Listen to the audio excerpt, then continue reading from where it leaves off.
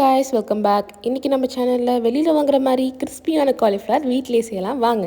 அதுவும் just 3 simple ஸ்டெப்பில். இந்த ரெசிபியை மிஸ் பண்ணாதீங்க, அப்புறம் வருத்தப்படுவீங்க.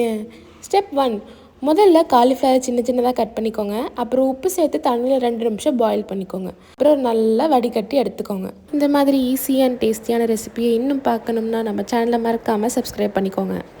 நெக்ஸ்ட்டு ஸ்டெப் 2, ஒரு பவுலில் முட்டை, அரைச்சி வச்ச மசாலா, கார்ன்ஃப்ளவர் மாவு, சில்லி பவுடர், சால்ட் எல்லாத்தையும் சேர்த்து நல்லா மிக்ஸ் பண்ணுங்கள்.